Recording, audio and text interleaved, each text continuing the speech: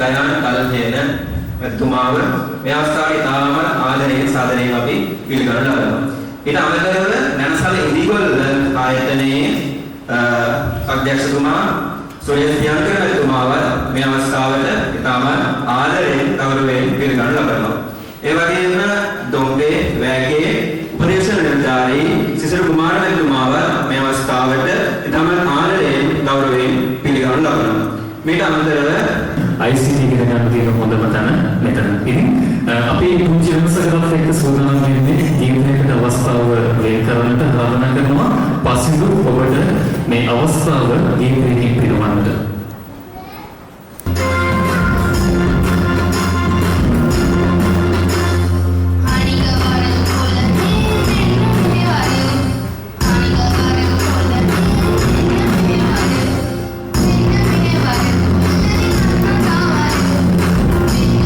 JP Metul Sasmindu Ramdila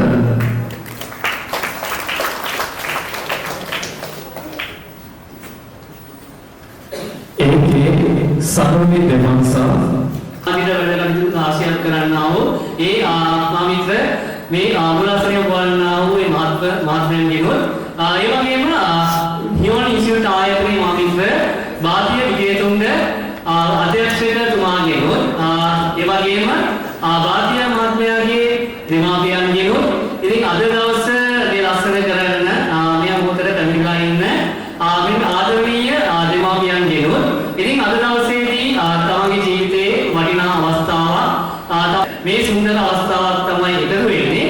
ඉතින් මේ අවස්ථාව ඔයගලන්ට හම්බෙලා තියෙන්නේ ඇත්තටම හියෝන් ඉන්ස්ටිටියුට් ආයතනයේ හින්දා. ඉතින් ඇත්තටම ඒක ගැන මතක් කළොත් ඇත්තටම ඔයගලන්ගේ ගුරුතුමා හියෝන් ඉන්ස්ටිටියුට් ආයතනයේ අධ්‍යක්ෂතුමා දැනට අවුරුදු 10කට වඩා වැඩි කාලයකින් ඉඳන් අඳුරනවා. ඉතින් රාජ්‍යමය වශයෙන් අපි කටයුතු කරද්දී ඒ වගේම අනිකුත් අධ්‍යාපනයේ කටයුතුවලදී ගොඩාක් ව්‍යාපෘතිවල මාත් එක්ක ඉඳගෙන එකට වැඩ කරපු ගුරු මහත්මිය. ඇත්තටම මේ භාරතීය ඔයගලන්ගේ ගුරුතුමා ගොඩාක් දක්ෂ ගුරුවරයෙක්. ඉතින් මොකද හේතුව ඇත්තටම ගුරුතුමාගේ ඔයගලන්ට උගන්වන්නේ IT දැනුම විතරක් නෙමෙයි. ඒ IT දැනුම, ඒ පරිපාලන දැනුම සහ විශේෂ ගණනාවක. ඒ කියන්නේ විශේෂ ගණනාවක ඉහළ දැනුමක් තියෙන ගුරු බවක්. ඉතින් ඒ වගේ ගුරුවරයෙකුගෙන් ඔයගලන්ට ඉගෙන ගන්න ලැබීම ඔයාලගේ අනාගත ජීවිතය සාර්ථක කරගන්න ඔයාලට ලැබුණු මහඟු අවස්ථාවක්. Govinda Sadevu KV Mahinsa Sanuti Vidana අපි කියනවා if you are using some smart device with the internet connection, now you already lost your privacy, right? අපේ කරු සුරේෂ් මහත්මයා සඳහන් කරු කතාවෙම මේක කොටසක් මගේ අද උදෑසන තිබුණු දේශනේ යුනිවර්සිටි ඔෆ් කොලම්බෝ මම හවස් තිබුණේ ICPT එකේ මට ඒක කැන්සල් කරන්න කියනවා ඒක උතාවකල් කැන්සල් කරන්න සිදු වුණා මේ සර්ටිෆිකේට් අවෝඩින් සෙරමනි එකකින් උදේ දේශනයේදී අත්‍තරම තිබුණේ දැන් හැමෝම කතා කරන්නේ අපි මේ කෘත්‍රිම බුද්ධිය එහෙම නැත්නම් AI artificial intelligence කියන concept එක. එහෙම නැත්නම් මේ platforms ගැන. එතකොට මට උදේ තිබුණු දේශනයේ අපිට තිබුණු දේශනයේ ප්‍රධාන කියන්නේ facts තමයි හැමෝම කතා කරන්නේ AI කියන එකේ pros and cons වල especially cons ඒ කියන්නේ disadvantages මොනවාද තියෙන ප්‍රශ්න. right එහෙම නැත්නම් මේකෙදී මේ අපි AI කියන concept අපි use කරනකොට එහෙම නැත්නම් platforms use කරනකොට අපිට තියෙන ප්‍රශ්න මොනවද? right ප්‍රශ්න මොනවද කියලා කතා කරලා ඉතින් මම දෙමාපියන් පොඩ්ඩක් කියන්න කැමතියි. මෙන්න මෙහෙම දෙයක්. මටත් තියෙනවා පොඩි දරු දෙන්නෙක් තාම 3 වසර සහ 1 වසර. මගේ ලොකු දුව ඇවිල්ලා කියනවා තාත් මගේ ගුරුතුමිය ගැන තිබුණේ මගේ ගුරුතුමිය ගැන. එහෙම නැත්නම් මගේ ගුරුතුමිය ගැන තියෙන මේ වාක්‍ය පහක රචනාවක් ලියාගෙන. දැන් මට පොඩි ප්‍රශ්නයක් තියෙනවා. දැන් මගේ තියෙන සබ්ජෙක්ට් ඒරියා එකයි මගේ ගුරුතුමිය ගැන මට එකපාරට මට මේක ඇනලයිස් කරගන්න බෑ. because මේ ප්‍රධාන හේතුව මේ reason is ප්‍රධාන හේතුව තමයි මම ડોක්ටර් ඒ කියන්නේ මගේ PhD එක. නැත්නම් මගේ academic qualifications යන්නේ data sciences and the big data analytics. සමහර විට මේ කවුරුත් අහලා නැතුව ඇති big data analytics කියන්නේ මොකක්ද කියලා. එහෙම නැත්නම් දැන් හැමෝම දන්නා data sciences ගැන කතා කරනවා. හැබැයි ඒ වුණාට data sciences කියන්නේ මොකක්ද කියලා හරියටම දන්නේ නැහැ. ඒ මොකද හේතුව මොකද data sciences වල තියෙන ප්‍රධාන එක subject එකක් තමයි දැන් ලෝකෙම කතා කරන්නේ. මොකද මේ AI කියන එක. මම පොඩි දෙයක් කියන්නම්. AI කියන්නේ එක කුලකයක් නම් ඒකේ තියෙන subsets. ඒ කියන්නේ උපකුලක තමයි machine learning. ඒකේ තියෙන තව උපකුලකයක් තමයි neural network. ඒකේ තියෙන තව උපකුලකයක් තමයි deep learning කියන්නේ. අපි මේ subset set එක එහෙමකට මේ කුලක ටික ඔක්කොම අපි එක box එකකට දානවා. අපිට මේ box එක label කරන්න පුළුවන් data sciences කියලා. මොකද මගේ පළවෙනි degree එක මම Israel Hebrew National University එකේ ඉගෙන ගත්තේ එතකොට තිබුණේ computer degree එකක් නෙමෙයි. ඒතකොට තියෙන information sciences කියන degree එක. right ඊට පස්සේ තමයි after 5 years back අවුරුදු 5කට පස්සේ Teesside University එකේ computer degree එක කරේ. අන්න ඒ අවස්ථාවේ තමයි මට හම්බුනේ බාතිය. ඔයගොල්ලන්ගේ ගුරුතුමා අපි දෙන්න බැච්මේට්ලා හරිම සුන්දර කාලයක්.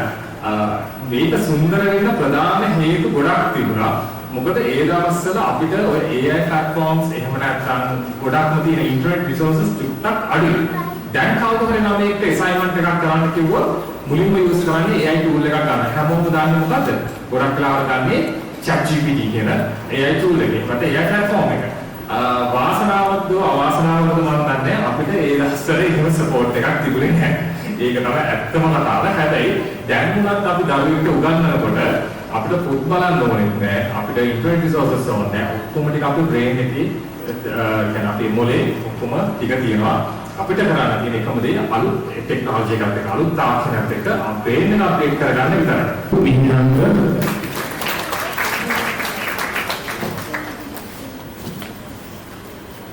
SN Pushan Vimananga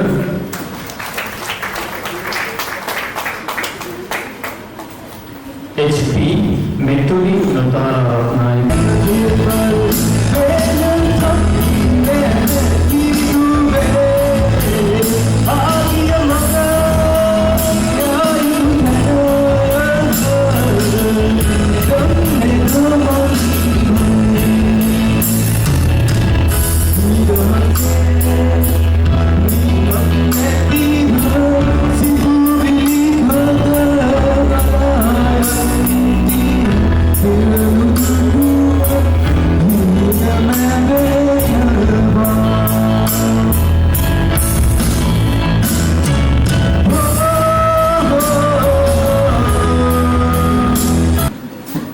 W Yasindu Nadina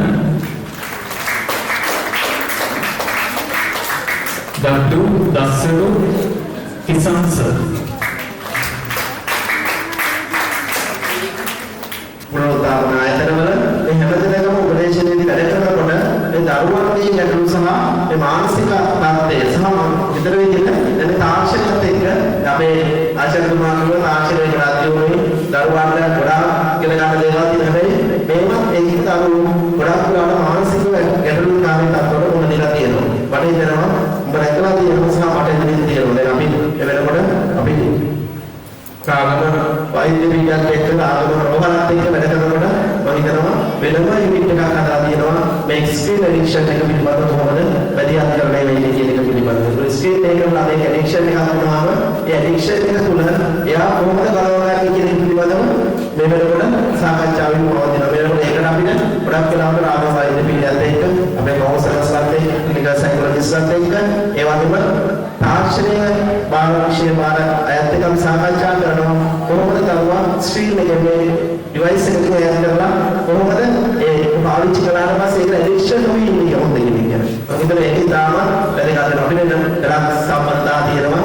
phone එක ගත්තොත් මම මොකක් හරි කරගන්නවා. ඒවත් ගන්න සර් මොකක්ද මේකට කරන්නේ? දැන් කොහොමද කරන්නේ ගත්තොත් ලැප් එක අයින් කරොත් මේවට යන්න දුන්නේ නැත්නම් මම මොනවද ජීවිතේ කරගන්න ඕනේ දරුවෙක්.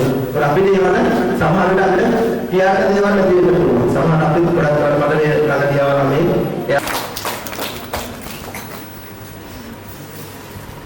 ඒවගේ ඊළඟට ඉදිරිපත් නැගසල ආයතනයේ සුරේෂ් ප්‍රියන්ත මහත්මයාට ආරාධනා කරනවා.